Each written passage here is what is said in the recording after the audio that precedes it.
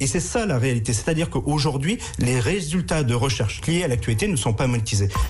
Pourquoi les journaux ne les monétisent-ils pas davantage, justement ? Alors déjà, premier point, si c'était tellement peu important, on ne voit pas du tout pourquoi ils ne voudraient pas payer des droits. Ils en ont visiblement rien à faire. C'est tout petit, c'est ridicule. Donc, pour un groupe aussi opulent, on parle de quelques nanosecondes de leur profit à répartir entre les éditeurs. Donc franchement, l'argument, il peut se retourner dans tous les sens. Non, mais je pose la question. Je reprends son argument. Si Google envoie du trafic sur les journaux, pourquoi les journaux n'en profitent pas pour monétiser tout ce trafic-là et placer de la pub ? Alors, point numéro 2, oui, les journaux, par ailleurs, reçoivent, on l'a dit tout à l'heure, 30 à 40% de leur trafic vient de ce même acteur surpuissant.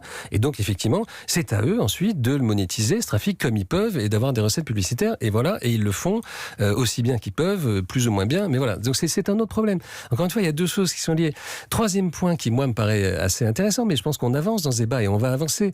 Tout d'un coup, sortent des chiffres dont on n'a jamais eu connaissance. Moi, je ne sais pas. Est-ce que c'est 2,65% ? Est-ce que c'est plus ? Est-ce que c'est moins ? On n'a jamais eu de chiffre comme ça. Les éditeurs américains, eux, disaient c'est 40% des recherches qui concernent l'actualité. Les 2,65% et les 0,11%, je suis comme vous, je les ai découverts ce matin. Non, mais c'est bien, mais on apprend des trucs. J'espère que sont des trucs vrais. J'ai pas de raison d'en douter, mais en tout cas, on est face à une espèce de boîte noire. On est face aussi à une machine. Moi, c'est l'impression que j'ai là. Vous avez des éditeurs avec des journalistes, des rédactions et tous les gens autour qui sont des êtres humains. Et on est face à une machine qui vous dit voilà, la loi, elle me plaît pas. Voilà, le formulaire informatique qu'il va falloir appliquer. Il faut cocher des cases pour le faire vivre. Je n'ai jamais eu un coup de téléphone vraiment avant pour m'expliquer comment ça marchait. J'ai eu un vague coup de téléphone au moment où tout ça a été annoncé à tout le monde. Donc c'est vraiment... Vous ne les avez jamais rencontrés ?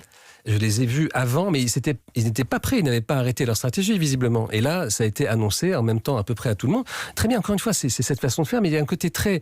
La machine annonce comment elle va appliquer la loi, ou plutôt la non-appliquer. Je signale simplement qu'on est face aussi à un acteur qui commence à peine à appliquer, ou va appliquer peut-être des lois comme payer des impôts, comme se mettre en conformité avec un ensemble de dispositifs, pays par pays, dans lesquels il opère. Ils ne sont pas au-dessus des lois, ils rentrent dans l'atmosphère aujourd'hui, il faut que ça continue. Alors Pierre Louette, vous mettez ce conflit commercial sur le plan politique. Vous avez dit ce qui se passe constitue une atteinte majeure à la démocratie. Dans quelle mesure ? Alors, pas au sens où Google le décrit, puisque finalement, si aussi peu de gens cherchent de l'information, ça ne doit pas être un problème majeur pour la démocratie. Moi, ce que je vois là, simplement, c'est qu'il y a une démocratie, un parlement, et enfin l'ensemble de la démocratie européenne qui vote et qui adopte un texte, un parlement français qui transpose cette directive pour le faire vivre en droit français, et une réaction d'une machine qui est de dire on va changer notre produit de façon, et avec une interprétation, à mon avis assez erronée, de façon à ce que cette loi ne vive pas. Quand on est face à des gens qui veulent que les lois ne vivent pas, on a un problème.